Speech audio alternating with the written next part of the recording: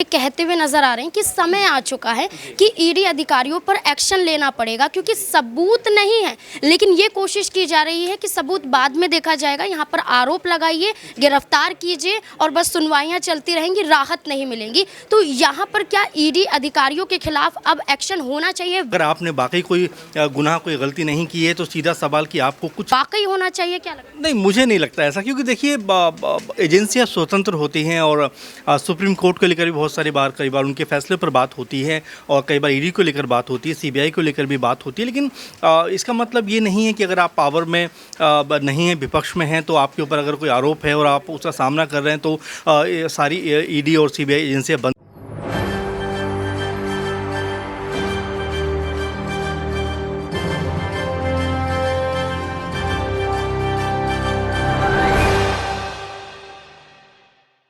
नमस्कार, मैं नाज़मीन खान और आप देख रहे हैं SPN9 न्यूज़।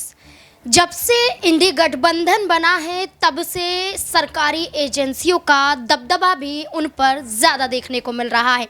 जैसे कि तमाम तरीके से देखा जाए तो कभी पश्चिम बंगाल में सरकारी एजेंसियों का शिकंजा कसता हुआ नज़र आ रहा है।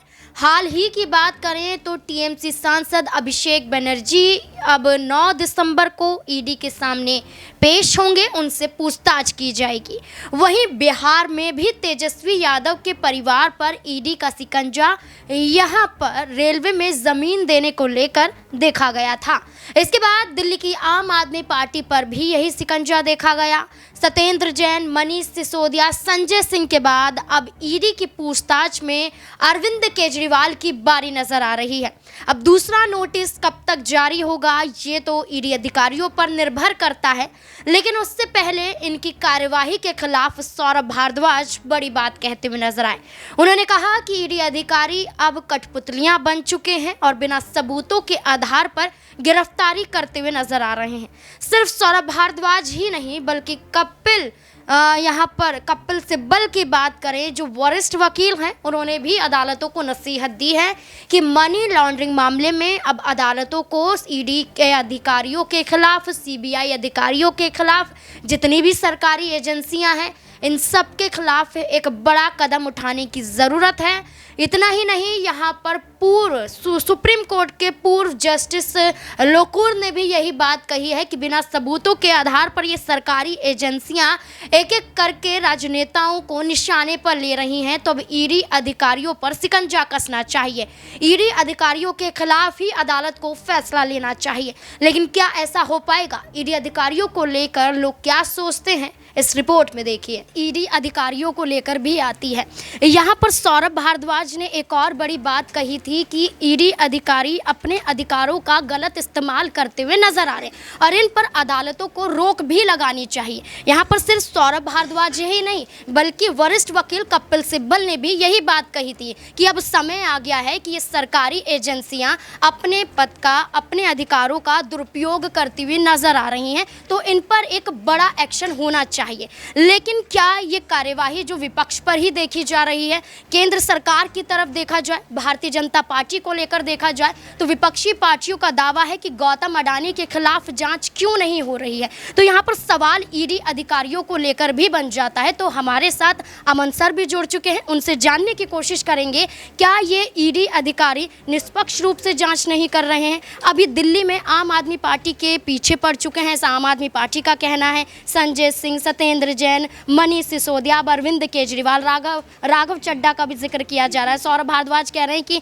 ऐसा हो सकता है कि अब आतिशी और मेरा नंबर भी आने वाला है। तो ईडी अधिकारियों की इस जांच को लेकर क्या कहना है? देखिए, जो जांच एजेंसियां हैं वो अपना काम करती हैं और सिर्फ कांग्रेस बीजेपी का मामला नहीं है। तमाम जो राज्यों की बात करें, झारखंड की बात करें और भी तमाम राज्यों की बात करें, वहाँ पर ईडी की जो कार्रवाई है वो चलती रहती है। लेकिन हाँ, अब क्योंकि इलेक्शन का दौर है नाज़मीन, और ऐसे में हर कोई वोटरों को लुभाना चाहता है, सिंपैथी बटोर कर कहीं ना कहीं अपने आप को बहुत ज़्यादा मजबूर दिखाकर भी ये कोशिश की जाती है कि लोगों तक पहुँचा जाए, कि ऐसा लगता है कि ईडी ने उनके ऊपर सारा शिकंजा कस लिया है। और जैसा बयान भी हो रहा है कि भाई पूरी आम आदमी पार्टी जो है वो जेल में जाएगी और शासन जो है वो जेल से चलेगा। तो ये मेरे ख्याल में कि पहले से पहले ही अपने आप को एक तरीके से ये बताना कि भाई हमारे ऊपर तो जुल्म हो रहा है, मुझे नहीं लगता कि इसमें कोई बहुत सच्चाई है, बहुत कोई तर्क की बात है। और सबसे बड़ी बात की देखिए, जांच एजेंसियां अपना काम कर रही हैं। अगर आपने वाकई कोई गुनाह, कोई गलती नहीं की है तो सीधा सवाल कि आपको कुछ नहीं होगा। लेकिन अगर आपने वाकई जो है चीज़ों को गलत तरीके से पेश किया है, चाहे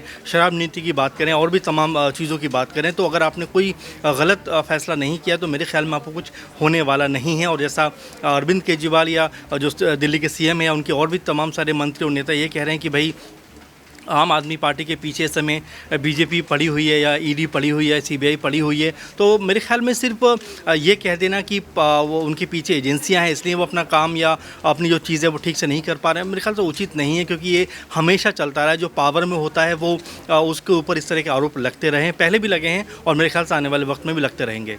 लेकिन कपिल सिब्बल की बात करें, जो वरिष्ठ वकील हैं, वो ये कहते हुए नजर आ रहे हैं कि समय आ चुका है कि ईडी अधिकारियों पर एक्शन लेना पड़ेगा, क्योंकि सबूत नहीं है। लेकिन ये कोशिश की जा रही है कि सबूत बाद में देखा जाएगा, यहाँ पर आरोप लगाइए, गिरफ्तार कीजिए और बस सुनवाइयाँ चलती रहेंगी, राहत नहीं मिलेंगी। तो यहाँ पर क्या ईडी अधिकारियों के खिलाफ अब एक्शन होना चाहिए, वाकई होना चाहिए, क्या लगता है? नहीं, मुझे नहीं लगता ऐसा, क्योंकि देखिए एजेंसियां स्वतंत्र होती हैं और सुप्रीम कोर्ट को लेकर भी बहुत सारी बार कई बार उनके फैसले पर बात होती है और कई बार ईडी को लेकर बात होती है, सीबीआई को लेकर भी बात होती है। लेकिन इसका मतलब ये नहीं है कि अगर आप पावर में नहीं हैं, विपक्ष में हैं, तो आपके ऊपर अगर कोई आरोप है और आप उसका सामना कर रहे हैं तो सारी ईडी और सीबीआई एजेंसियां बंद कर देनी चाहिए। कल अगर आप पावर में होंगे तो आप भी शायद यही करते हुए नजर आएंगे। तो मेरे ख्याल में इसमें कोई बहुत तर्क की बात नहीं है, क्योंकि ये अमूमन होता रहा है, चाहे कांग्रेस पार्टी सत्ता में हो या बीजेपी हो या कोई और पार्टियां हों, वो हमेशा ये आरोप लगते रहे कि जो सत्ता पक्ष है वो अपने हिसाब से चीज़ों को डील करता है। और ये